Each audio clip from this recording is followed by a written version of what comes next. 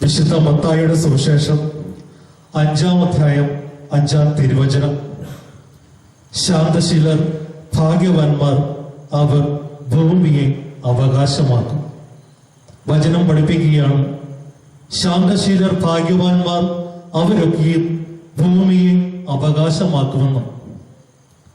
നാം ജീവിക്കുന്ന ഈ ലോകം, അല്ലെങ്കിൽ നമ്മൾ ജീവിക്കുന്ന ഈ കാലഘട്ടം അലമറയിടുന്നവരുടെ ഒരു ലോകമാണ്, അലച്ചു വിളിക്കുന്നവരുടെ ലോകമാണ്, ഒച്ചയിടുന്നവരുടെ ഒരു സമൂഹമാണ്. പ്രിയപ്പെട്ടവരെ, എന്റെയും നിങ്ങളുടെയും മുന്നിലുള്ളത്. കുടുംബത്തിലേക്ക് കടന്നു ചെല്ലുക, കൂട്ടായ്മയിലേക്ക് കടന്നു ചെല്ലുക, രാഷ്ട്രീയ മേഖലയിൽ കടന്നു ചെല്ലുക, എവിടെയും ഉറക്കെ സംസാരിക്കുന്നവരുടെ ഒരു മേഖലയാണ് നമുക്ക് കാണാൻ സാധിക്കുക. ഞാനാണ് ശരി, അല്ലെങ്കിൽ ഞാൻ മാത്രമാണ് ശരി എന്ന് പറഞ്ഞ് ഒച്ചയിടുന്നവരുടെ ഒരു ലോകം. ആഘോഷങ്ങൾ പോലും അതിൻ്റെതായ ശാന്തത കൈപിടിഞ്ഞുകൊണ്ട് ബീഭത്സരൂപം കൊണ്ടുതിരിക്കുന്നു. നമുക്കറിയാം ഈ അടുത്ത നാളുകളുണ്ടായ സംഭവങ്ങൾ.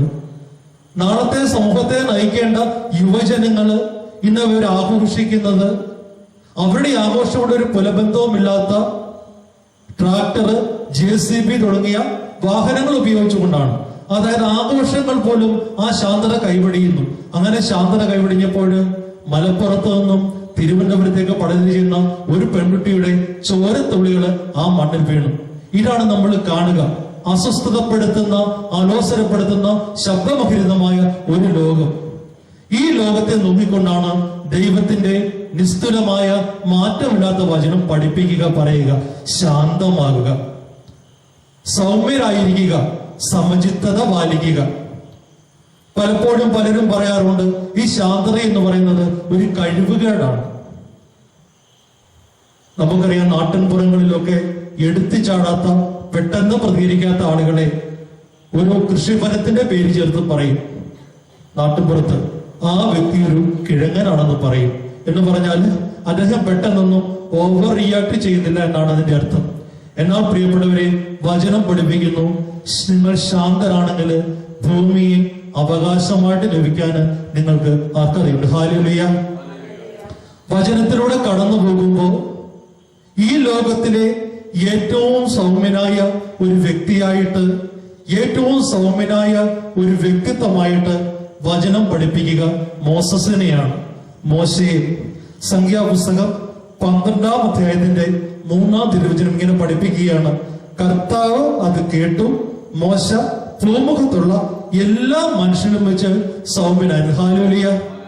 ഈ ലോകത്തുള്ള എല്ലാ മനുഷ്യരും വെച്ച് സൗമ്യനായിരുന്നു മോശ. അങ്ങനെ ദൈവത്തിന്റെ സന്നിധിയിൽ മോശ സൗമ്യനായിരുന്നത് കൊണ്ട്, ശാന്തനായിരുന്നുകൊണ്ട് അവന്റെ ജീവിതത്തിന്റെ എല്ലാ ആവശ്യങ്ങളിലേക്കും ദൈവം ഇടപെടുകയാണ്.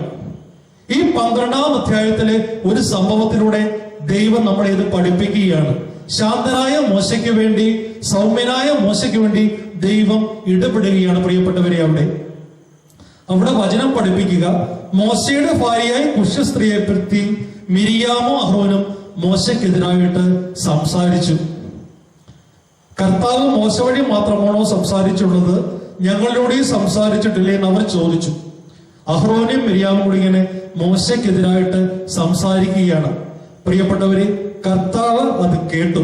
കർത്താവ് ഈ വിഷയത്തിൽ ഇടപെടുകയാണ്. കർത്താവ് അവരോട് പറഞ്ഞു, മേഘസ്തംഭത്തിൽ നിന്ന് ഇറങ്ങുമെന്ന് കർത്താവ് ഇറങ്ങി വന്നു. സമാഗമ കൂടാരൊക്കെ വന്നിട്ട് അഹ്റോനെയും മിരിയാമെയും വിളിച്ചു. അവർ മുന്നോട്ട് ചെയ്യുന്നു.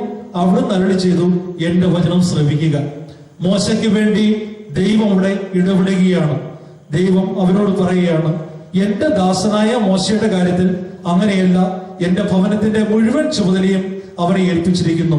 അവ്യക്തമായിട്ടല്ല, സ്പഷ്ടമായി മുഖാമുഖം അവരുമായി ഞാൻ സംസാരിക്കുന്നു. അവൻ കർത്താവിന്റെ രൂപം കാണുകയും ചെയ്യുന്നു. അങ്ങനെയിരിക്കെ എന്റെ ദാസനായ മോശക്കെതിരെ സംസാരിക്കാൻ നിങ്ങൾ ഭയപ്പെടാതിരുന്നത് കർത്താവിന്റെ കോപം അവർക്കെതിരെ ചോദിച്ചു. ഹല്ലേലൂയ.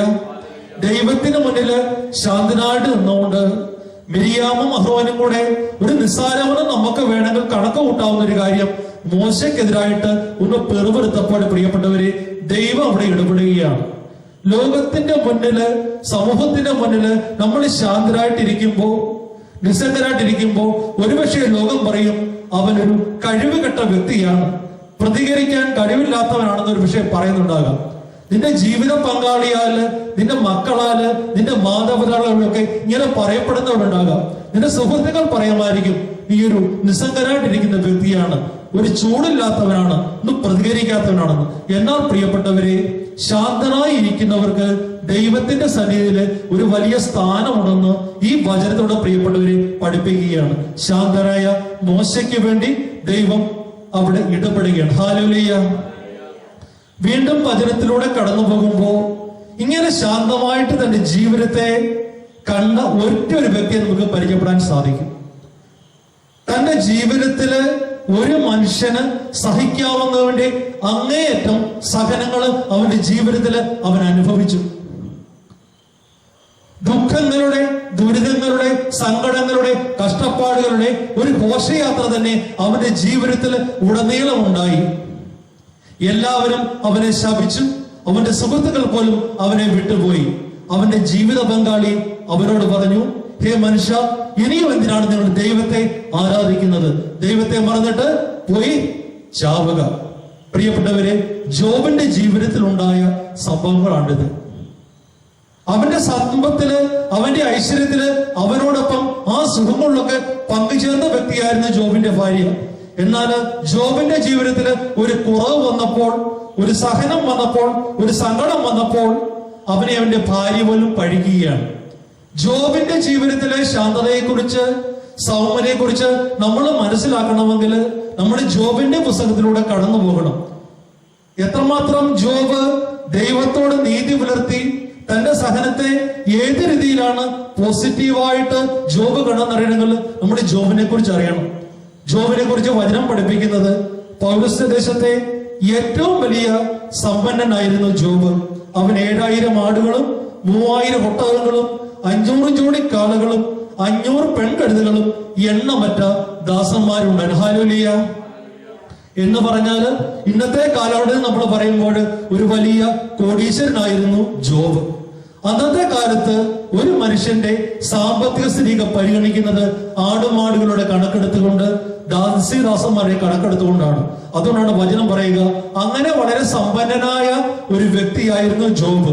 ഈ ജോബ് ഇങ്ങനെ ദൈവത്തിൽ ആശ്രയിച്ചുകൊണ്ട് അവന്റെ ജീവിതത്തെ മുന്നോട്ട് നയിക്കുമ്പോഴാണ് ജോബിന്റെ ജീവിതത്തില് ചില സഹനങ്ങളുടെ, സങ്കടങ്ങളുടെ, ദുഃഖദുരിതങ്ങളുടെയൊക്കെ വേലിയേറ്റം ഉണ്ടാകുക. പ്രിയപ്പെട്ടവരെ, അങ്ങനെ ജോബ് ജീവിച്ചു വരുമ്പോൾ വചനം പഠിപ്പിക്കുന്നു, ജോബിന്റെ കഴുതുകളെയും കാളകളെയും ശേബാക്കാർ വന്ന് വേലക്കാരെ വാളിലിരിക്കുകയായിട്ട് തട്ടിക്കൊണ്ടു പോകുന്നു. മറ്റൊരു ദൂതൻ വന്ന് പറയുന്നു, അഗ്നി ആകാശത്ത് നിന്ന് ഇറങ്ങി ആടുകളെയും ദാസന്മാരെയും ദഹിപ്പിച്ചു കളഞ്ഞു. വേറൊരുവൻ വന്ന് പറയുന്നു, കല്ലായർ മുതുകൂട്ടവുമായി വന്ന് വേലക്കാരെ ആക്രമിച്ചു കൊന്നിട്ട് ഒട്ടകങ്ങളെ പിടിച്ചുകൊണ്ടുപോയി. ഉടൻ തന്നെ മറ്റൊരു ദൂതൻ കടന്നു പറഞ്ഞു, നിന്റെ പുത്രന്മാരും പുത്രിമാരും തങ്ങളുടെ ജ്യേഷ്ഠ സഹോദരന്റെ വീട്ടിൽ സൽക്കാരത്തിൽ മുഴുകിയിരിക്കുകയായിരുന്നു. പെട്ടെന്ന് മരുഭൂമിയിൽ തന്നെ വീശിയ കൊടുങ്കാറ്റ് വീടിന്റെ 4 മൂലയ്ക്ക് മടിച്ചു. അത് തകർന്നു വീണ് അവൻ മരിച്ചുപോയി. ഏതാനും മണിക്കൂറുകൾ കൊണ്ട് ജോബിന്റെ ജീവിതത്തിൽ വന്ന സങ്കടങ്ങളുടെ കഥയാണ് പ്രിയപ്പെട്ടവരെ ഇത്. അവന്റെ മക്കളും മരിച്ചു പോകുന്നു, അവന്റെ ആടുമാടുകളെല്ലാം തട്ടിക്കൊണ്ടുപോകുന്നു. വളരെ ദാരുണമായ ഒരു ജീവിത അവസ്ഥയിലേക്ക് ജോബ് പോവുകയാണ്. എന്താണ് ജോബ് ചെയ്യുക? അവന്റെ ജീവിതം വടിമുട്ടിയപ്പോഴും ജോബ് ചൊല്ലുകയാണ്. അവൻ എഴുന്നേറ്റ് അങ്കി വലിച്ചു കീറി ശിരസ് മുണ്ടനം ചെയ്തു, സാഷ്ടാംഗം നമസ്കരിച്ചു. അവൻ പറഞ്ഞു, ഞാൻ വന്നു, നഗ്നനായി തന്നെ ഞാൻ പിൻവാങ്ങും. കർത്താവ് തന്നു, കർത്താവ് എടുത്തു, കർത്താവിന്റെ നാമം മാറ്റപ്പെടുത്തട്ടെ. ഇതുകൊണ്ടൊന്നും ജോബ് പാപം ചെയ്യുകയോ ദൈവത്തെ പഠിക്കുകയോ ചെയ്തില്ല. ഹല്ലേലൂയ. വലതേലോടുത്തി ഹല്ലേലൂയ. ഉണർവോടുകൂടി ഹല്ലേലൂയ. ജോബ് പറയുകയാണ്, ദൈവം തന്നവയൊക്കെയും ദൈവം എടുത്തിരിക്കുന്നു, അതുകൊണ്ട് ദൈവത്തിന്റെ നാമം വാഴ്ത്തപ്പെടട്ടെ. ഞാൻ നഗ്നനായിട്ടാണ് ഞാൻ ഈ ലോകത്തേക്ക് കടന്നു വന്നത്, നഗ്നനായിട്ട് തന്നെ ഞാൻ പിൻവാങ്ങും. വചനം പ്രത്യേകം പഠിപ്പിക്കുകയാണ്, ഈ സഹനങ്ങൾ കൊണ്ടൊന്നും ജോബ് പാപം ചെയ്യുകയോ ദൈവത്തെ പഠിക്കുകയോ ചെയ്തില്ല. ഹല്ലേലൂയ. എന്നാലും സാത്താൻ വീണ്ടും പീഡനങ്ങൾ ജോബിന്റെ മേൽ അടിച്ചുവിടുകയാണ്. വചനം പഠിപ്പിക്കുന്നു, ജോബിന്റെ ശരീരത്തെ അടി മുതൽ മുടി വരെ വർണ്ണങ്ങൾ കൊണ്ട് നിറച്ചു. ജോബ് ചാരത്തിലിരുന്ന് ഓട്ട് കഷ്ണം കൊണ്ട് ശരീരം ചുരുട്ടിക്കൊണ്ടിരുന്നു. അപ്പോൾ അവന്റെ ഭാര്യ പറഞ്ഞു, ഇനിയും ദൈവഭക്തിയിൽ ഉറച്ചു നിൽക്കുന്നുവോ? ദൈവത്തെ ശപിച്ചിട്ട് മരിക്കുക. ജോബ് ഭാര്യയോട് പറഞ്ഞു, ഭോഷത്വം പറയുന്നുവോ? ദൈവകരങ്ങളിൽ നിന്ന് നന്മ സ്വീകരിച്ച നാം തിന്മ സ്വീകരിക്കാൻ മടിക്കുകയോ? ഇക്കാര്യങ്ങളിൽ നിന്ന് ജോബ് നാവ് കൊണ്ട് പാപം ചെയ്തില്ല. പ്രിയപ്പെട്ടവരെ, ഇന്നും നമ്മൾ കാണുന്ന ഒരു കഥയാണിത്. ഒരു മനുഷ്യൻ നമുക്ക് പ്രയോജനപ്പെടുമ്പോ, അവൻ നമ്മളെ സഹായിക്കുമ്പോൾ നമ്മൾ വലിയ ആളായിട്ട് ആളെ കരുതും. എന്നാൽ ആ വ്യക്തിക്ക് ഒരു കുറവുണ്ടാകുമ്പോൾ, അതൊരു ഗൃഹനാഥനായിക്കൊള്ളട്ടെ, ഒരു വീട്ടമ്മയായിക്കൊള്ളട്ടെ, അവരുടെ ഭാഗത്ത് ഒരു കുറവ് വരുമ്പോൾ ഞാനും നിങ്ങളും ആ വ്യക്തിയെ വെറുക്കും. ജോബിന്റെ ഭാര്യയുടെ കാര്യത്തിലും ഇത് തന്നെയാണ് സംഭവിച്ചത്. ജോബിന്റെ ഐശ്വര്യത്തില്, സമ്പന്നതയില് അവന്റെ കൂടെ ആ ജീവിതം ആസ്വദിച്ചവളായിരുന്നു ജോബിന്റെ ഭാര്യ. എന്നാൽ ജോബിന്റെ ജീവിതത്തില് ഒരു സഹനം വന്നപ്പോ, സങ്കടം വന്നപ്പോൾ അവനോടുകൂടി ചേർന്ന് നിൽക്കാനായിട്ട് ആ സ്ത്രീക്ക് സാധിക്കുന്നില്ല. അവള് പരിഹസിക്കുകയാണ്. എന്താണ് ചെയ്യുക? ഇപ്പോഴും നിങ്ങൾ ദൈവത്തെ ആരാധിക്കുകയാണോ? ദൈവത്തെ മഹത്വപ്പെടുത്തുകയാണോ? ദൈവത്തെ ശപിച്ചുകൊണ്ട് പോയി മരിക്കുക എന്ന് പറഞ്ഞാൽ സാധാരണ ഗ്രാമഭാഷയിൽ എന്താണ് പറയുക?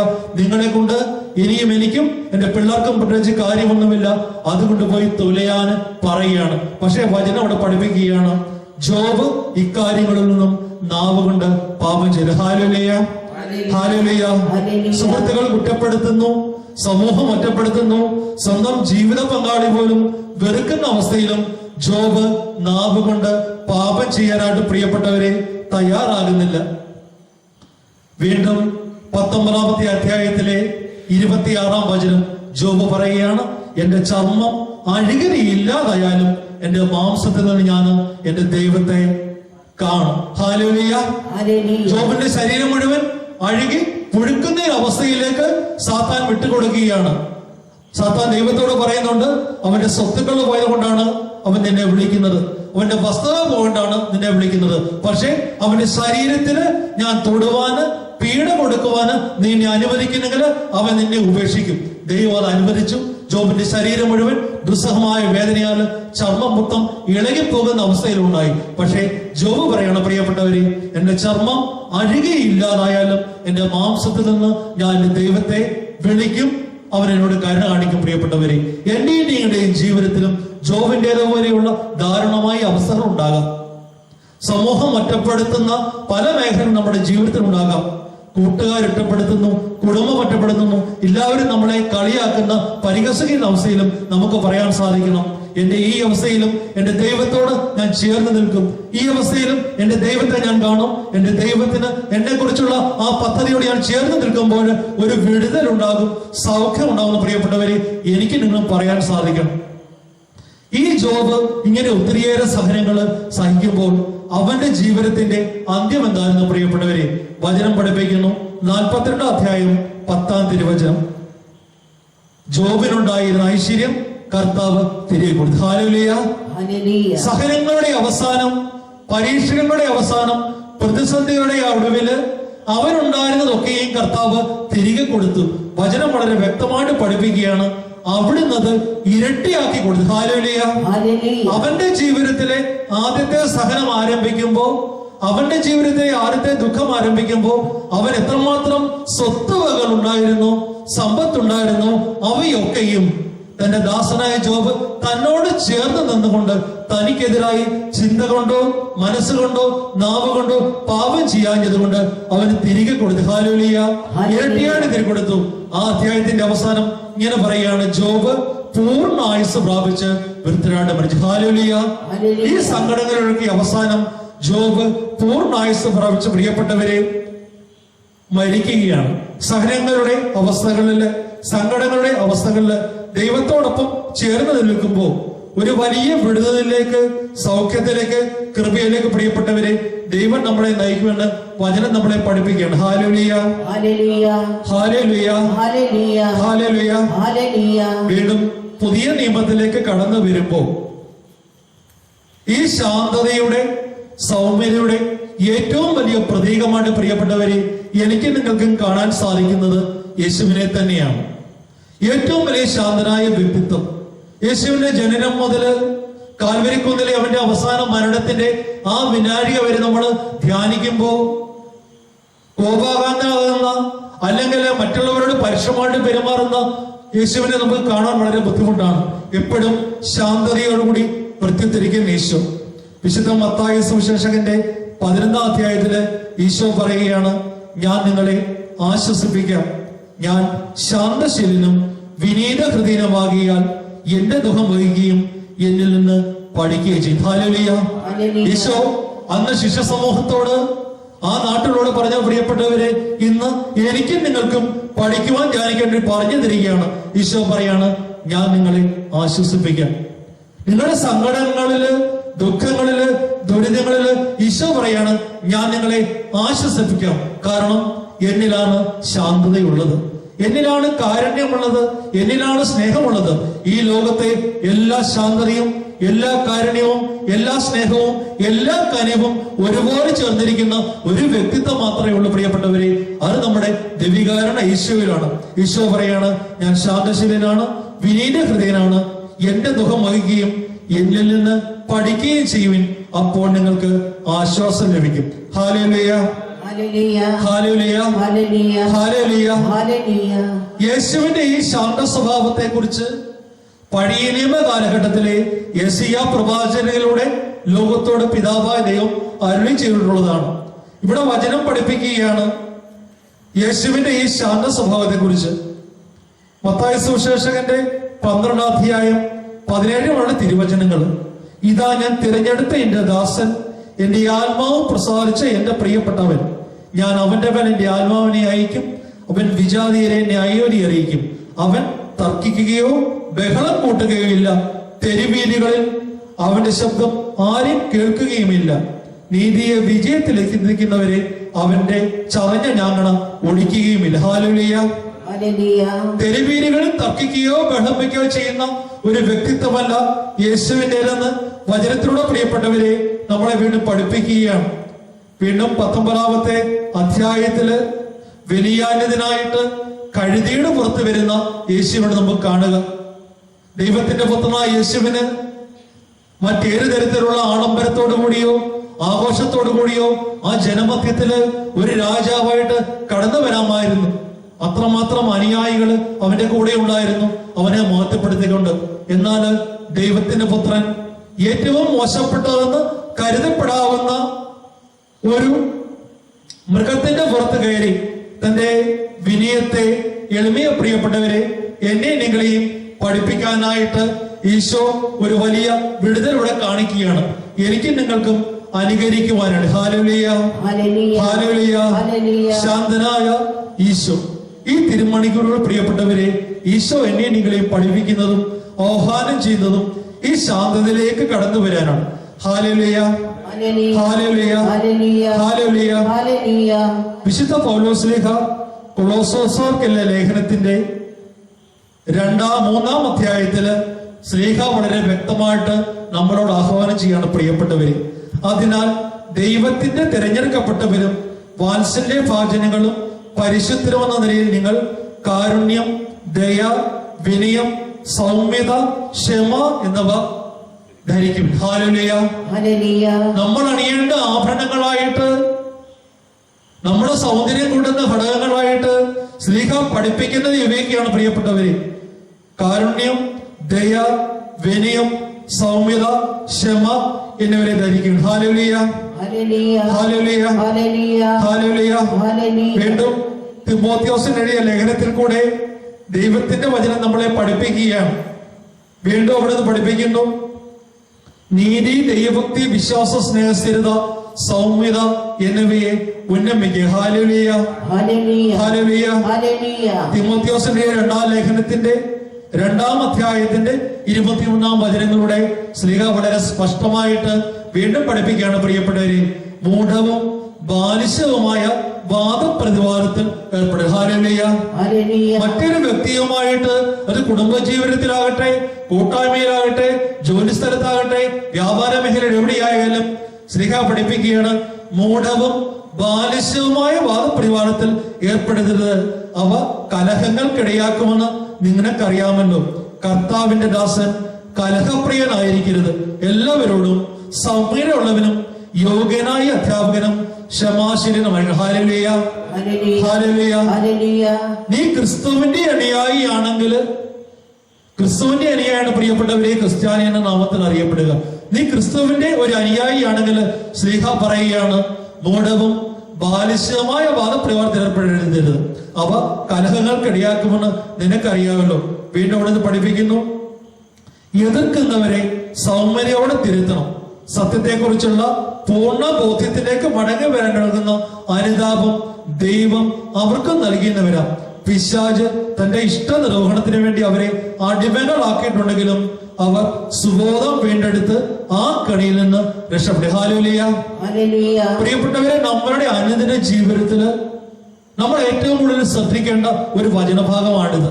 ശ്ലീഹ പറയുകയാണ്, ഏതെങ്കിലും ഒരു വ്യക്തി, അത് നിന്റെ ഭർത്താവായിരിക്കാം, ജീവിത പങ്കാളി അല്ലെങ്കിൽ ഭാര്യ ആയിരിക്കാം, മേലുദ്യോഗസ്ഥനായിരിക്കാം, നമ്മളുമായിട്ട് ബന്ധപ്പെടുന്ന ഏതെങ്കിലും ഒരു വ്യക്തി നമ്മളോട് വഴക്കിന് വരുമ്പോ, നമ്മളെ ശപിക്കുമ്പോ, ശകാരിക്കുമ്പോ അതേ തീവ്രതയും പ്രിയപ്പെട്ടവരെ നമ്മളും പ്രതികരിക്കരുത് എന്ന് ശ്ലീഹ പഠിപ്പിക്കുകയാണ്. എന്തുകൊണ്ടാണ്? ആ വ്യക്തികളെ അനുതാപത്തിലേക്ക് കൊണ്ടുവരാനായിട്ട് ഞാനും നിങ്ങൾ ശ്രമിക്കണമെന്നാണ് ശ്ലീഹ പഠിപ്പിക്കുക. മാനസികമായ രീതിയിൽ നമുക്ക് സാധിക്കുന്ന ഒരു കാര്യമല്ല. ഒരു വ്യക്തി നമുക്ക് നേരെ പരിഹാസവുമായിട്ട് കടന്നു വരുമ്പോ, ശകാരമായിട്ട് കടന്നു വരുമ്പോ, നമ്മളെ അധിക്ഷേപിക്കുമ്പോ അവരെ അനുതാപത്തിലേക്ക് കൊണ്ടുവരാനായിട്ട് നമുക്ക് പ്രിയപ്പെട്ടവരെ വ്യക്തിപരമായിട്ട് സാധിക്കുകയില്ല. എന്നാൽ ശാന്തശീലനായ, ശാന്തസ്വരൂപനായ ഈശോയുടെ അനുഗ്രഹം ഉണ്ടെങ്കിൽ അവരെ കൂടി അനുതാപത്തിലേക്ക് കൊണ്ടുവരാൻ സാധിക്കും. ശ്ലീഹ പഠിപ്പിക്കുകയാണ്, ഒരു പക്ഷേ പിശാച് അവരെ തന്നെ അടിമകളാക്കിയിട്ടുണ്ടാവാം. നിന്നോട് പൊരുതാൻ വരുന്ന നിന്റെ സ്നേഹിതൻ, നിന്റെ ബന്ധു, നിന്റെ സുഹൃത്ത് നിന്നോട് വഴക്കിന് വരുമ്പോ അതേ തീവ്രതയിൽ അവനോട് വഴക്കിന് പോകരുത്. കാരണം ഒരു പക്ഷേ നീയുമായിട്ട് ഒരു ഏറ്റുമുട്ടൽ ഉണ്ടാക്കി, ഒരു പ്രശ്നം ഉണ്ടാക്കി, ഒരു ദുരിതം ഉണ്ടാക്കി അവനെയും നിന്നെയും ഒരുപോലെ തന്നെ പിശാചിന്റെ പാളയത്തിലേക്ക് കൊണ്ടുപോകാൻ വേണ്ടി അവൻ ശ്രമിക്കുന്നുണ്ടാകാം. അതുകൊണ്ട് അവന്റെ ബലഹീനതയെ നാം അവനോട് ക്ഷമിച്ചുകൊണ്ട് അവനെ അനുതാപത്തിലേക്ക് കൊണ്ടുവരാൻ പ്രിയപ്പെട്ടവരെ ശ്രമിക്കണമെന്ന് വചനം പഠിപ്പിക്കുകയാണ്. സുഭാഷിതങ്ങളിലൂടെ വീണ്ടും ദൈവത്തിന്റെ നിസ്തുലമായ വചനം പഠിപ്പിക്കുകയാണ്, ക്ഷിപ്രകോപി ബുദ്ധിഹീനമായിട്ട് പ്രവർത്തിക്കുന്നു. ഹല്ലേലൂയ. വളരെ പെട്ടെന്ന് വൈകാരികമായിട്ട് ചൂടാകുന്ന ഒരു വ്യക്തി, ദേഷ്യപ്പെടുന്ന ഒരു വ്യക്തി ബുദ്ധിഹീനമായിട്ട് പ്രവർത്തിക്കണമെന്നാണ് സുഭാഷിതൻ നമ്മളെ പഠിപ്പിക്കുക. വചനം വീണ്ടും പറയുന്നു, ബുദ്ധിമാൻ ക്ഷമാശീലനാണ്. ക്ഷമയോടുകൂടി കാര്യങ്ങളെ നോക്കിക്കാണുവാനാണ് പ്രിയപ്പെട്ടവരെ എനിക്ക് നിങ്ങൾക്ക് സാധിക്കുന്നെങ്കിൽ വചനം പഠിപ്പിക്കുന്നു അത് നമ്മുടെ ബുദ്ധിപരമായ നീക്കമാണ്. വീണ്ടും വചനം പഠിപ്പിക്കുന്നു, സൗമ്യമായ മറുപടി ക്രോധം ശമിപ്പിക്കുന്നു. ഒരു വ്യക്തി നമ്മളോട് വഴക്കിന് വരുമ്പോ ആ വ്യക്തിയോട് നമ്മൾ സൗമ്യമായിട്ട് ഒന്ന് പെരുമാറുകയാണെങ്കിൽ ആ വ്യക്തിയുടെ ക്രോധം ശമിച്ചേക്കാം. നമുക്കറിയാം നമ്മുടെ കുടുംബജീവിതത്തിലൊക്കെ നടക്കുന്ന സംഭവങ്ങൾ. ഒരു ഭാര്യ വഴക്കിന് എന്തെങ്കിലും കാരണം ഉണ്ടാകുമ്പോൾ അതേ രീതിയെ ഭർത്താവും റിയാക്ട് ചെയ്യുമ്പോൾ, പ്രതികരിക്കുമ്പോൾ പ്രിയപ്പെട്ടവരെ ആ കുടുംബത്തിന്റെ ജീവിതം എവിടെയാണ് ചെന്ന് നിൽക്കുക? രണ്ടു കൂട്ടരും അവരുടെ വാദമുഖങ്ങളുമായിട്ട് യുദ്ധമുഖത്ത് നിൽക്കുന്ന രാജ്യങ്ങളെ പോലെ പടപൊരുതുന്നു. ആരും വിട്ടുകൊടുക്കാനായിട്ട് തയ്യാറാകുന്നില്ല. രണ്ട് വ്യക്തികൾ തമ്മിൽ, രണ്ട് സുഹൃത്തുക്കൾ തമ്മിൽ, ഈ ലോകത്തിലുള്ള ആര് തമ്മിൽ ഇങ്ങനെ പടവരുത്തുമ്പോഴും ഇത് തന്നെയാണ് സംഭവിക്കുക. ഏതെങ്കിലും ഒരു വ്യക്തി ഒന്ന് വിട്ടുകൊടുക്കാനായിട്ട് തയ്യാറായിരുന്നെങ്കിൽ, ഏതെങ്കിലും ഒരു വ്യക്തി ഒന്ന് ക്ഷമിക്കാനായിട്ട് തയ്യാറായിരുന്നു പ്രിയപ്പെട്ടവരെ, നമ്മുടെയൊക്കെ ജീവിതങ്ങളും എത്രമാത്രം ശോഭനകരമായിരുന്നു. ഹല്ലേലൂയ. പ്രിയപ്പെട്ടവരെ, ഈ നിമിഷങ്ങൾ നമുക്ക് എഴുന്നേറ്റ് നിൽക്കാം. വചനം പഠിപ്പിക്കുകയാണ്, വിശുദ്ധിയുടെ ഉരകല്ലാണ് ശാന്തത. വിശുദ്ധിയിലേക്കുള്ള ഒരു ജീവിതം നിങ്ങൾ ആഗ്രഹിക്കുന്നുണ്ടെങ്കിൽ, വിശുദ്ധരായിട്ട് മാറുവാന് നിങ്ങൾ ആഗ്രഹിക്കുന്നുണ്ടെങ്കിൽ വചനം പഠിപ്പിക്കുകയാണ്, നിങ്ങളൊന്ന് ശാന്തരാകുക. വിശുദ്ധനായ അലോഷ്യസ് പഠിപ്പിക്കുകയാണ് പ്രിയപ്പെട്ടവരെ, ശാന്തതയില്ലാത്തവന്റെ ആത്മാവ് കലങ്ങി മറിഞ്ഞ വെള്ളം പോലെയാണ്. ശാന്തതയില്ലാത്തവന്റെ മനസ്സ് കലങ്ങി മറിഞ്ഞ വെള്ളം പോലെയാണ്. അതില് പിശാച് മീൻ പിടിക്കുന്നു. ഹല്ലേലൂയ. എന്റെ മനസ്സ് എന്റെ മറ്റൊരു വ്യക്തിയോടുള്ള ദേഷ്യം കൊണ്ട്, അവനോടുള്ള വൈരാഗ്യം കൊണ്ട് എന്റെ മനസ്സ് പതറുകയാണെങ്കിൽ ആ മനസ്സിലേക്ക് പിശാചിന് വളരെ പെട്ടെന്ന് കടന്നു വരാനോട് പ്രിയപ്പെട്ടവരെ സാധിക്കും. നമ്മുടെ മനസ്സ് ശാന്തമാണെങ്കിൽ അവിടെ ഈശോ ഉണ്ടാകും, അനുഗ്രഹം ഉണ്ടാകും, കൃപയുണ്ടാകും, നിറവുണ്ടാകും, സമൃദ്ധി ഉണ്ടാകും. എന്നാൽ എന്റെ മനസ്സ് കാലുഷ്യത്താല്, പകയാല്, കോപത്താലൊക്കെ നിറയുമ്പോ എന്റെ ഉള്ളിലുള്ള ഈശോയുടെ അനുഗ്രഹം എല്ലാവരും വിട്ടുപോകുന്നു. പിശാച് എന്നെ വളരെ ഭംഗിയായിട്ട് ഉപയോഗിക്കുന്നു. അതുകൊണ്ടാണ് വിശുദ്ധൻ പറയുക, വിശുദ്ധിയുടെ ഉരകല്ലാണ് ശാന്തത. ശാന്തതയില്ലാത്തവന്റെ ആത്മാവ് കലങ്ങി മറിഞ്ഞ വെള്ളം പോലെയാണ്. അതിൽ പിശാചൻ മീൻ പിടിക്കുന്നു. രവികാരൻ ഈശോയ്ക്ക് കുടികൊള്ളുവാൻ വേണ്ടി ഞാൻ നിങ്ങൾ കൊടുത്ത ഈ ശരീരവും മനസ്സും പിശാചിന് മീൻ പിടിക്കാനുള്ള ഒരു വേദിയായിട്ട് പ്രിയപ്പെട്ടവരെ നമുക്ക് മാറ്റാതിരിക്കാം. നമ്മുടെ ഉള്ളിന്റെ ഉള്ളില് ശാന്തസ്വരൂപനായ ആ ഈശോ, ശാന്തിദായകനായ ഒരു ഈശോ ഉണ്ട്.